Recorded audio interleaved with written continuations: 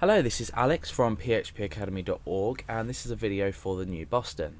Now in this tutorial we're going to be talking about sessions inside PHP.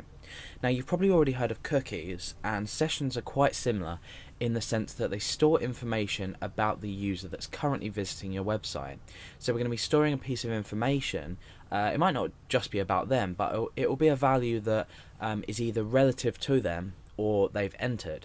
So why do we store sessions and why do we store cookies? Now there's another video tutorial on cookies, but in each video I'm going to explain the main differences between them and what should be used when for mainly security purposes.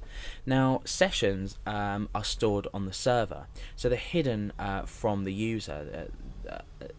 We don't have an easy ability to change sessions. So let's just say we had a table, for example, in which user data was stored, and one of the fields in this table was ID, one of the fields was, let's say, the name, and one of the fields was, let's just say, some private data. Now I'm going to assign the ID of 1 to, say, the user Alex, and some private data will go here.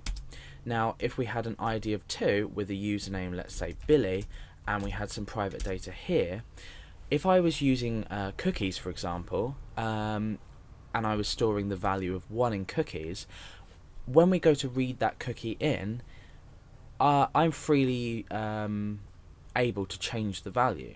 So I could change the ID that the current cookie, down here,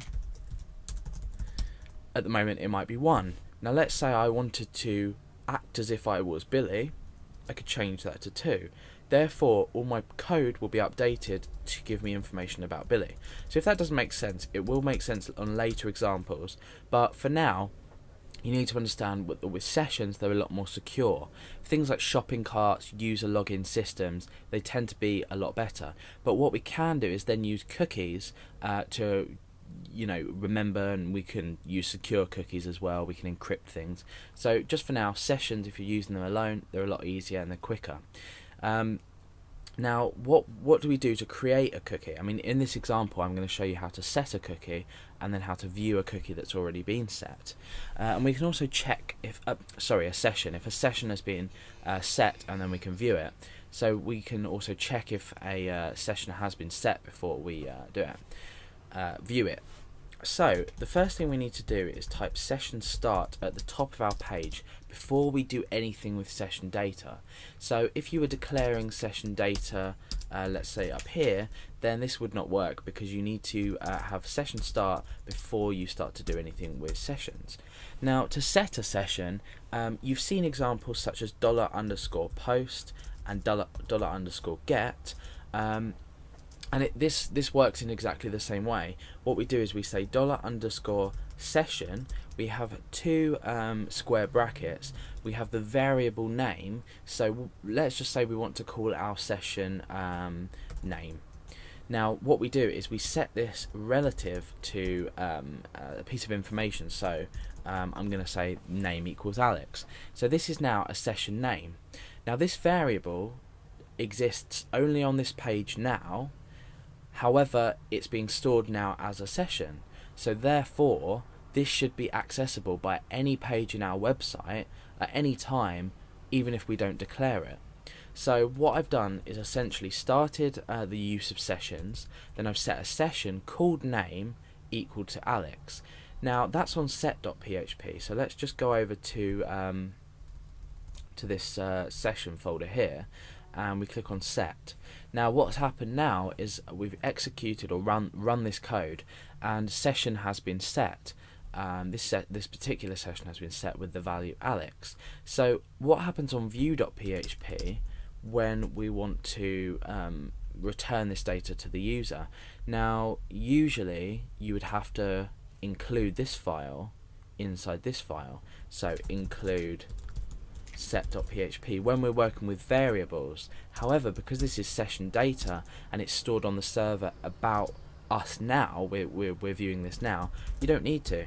So session start, make sure you include that in, even when you're reading back variables, session start.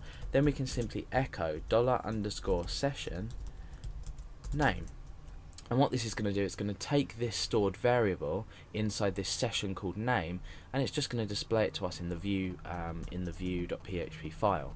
So we're on set now. We've already set that variable. So let's go back and click on view, and you can see that it's shown Alex. Now, you may be asking, why is this useful? How is this useful? Well, it's useful for things like user logging in.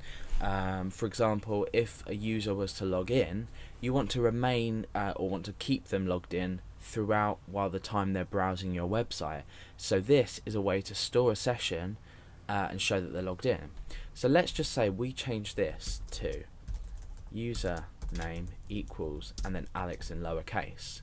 Okay, so we have started our session up here, and we've set our session in this file here. Now let's just say this was a login page. We've logged the user in successfully. There would obviously be other code, but now in view.php I want this file to be something that you have to be logged into view. So I can just start up an if statement and say if is set $_session at username, and I can say if it is set, we can do something in here meaning they're logged in because the session has been set. Otherwise, echo please log in. Now here I can say echo welcome. Then what I can do is I can maybe do a comma, then concatenate on $_session username. You could store this in a variable here if you wanted to make it a lot easier to use later on, but just for now I'm going to show you it this way so you can understand. So at the moment we don't have a session variable called username set. So if we go to this view.php page and refresh, you can see it says please log in.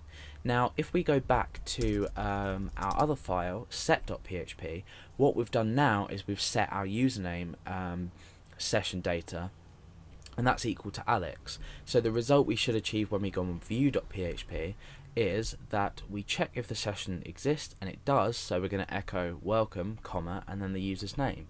So if we click on view, you can see that that's exactly what we get, and it says welcome Alex.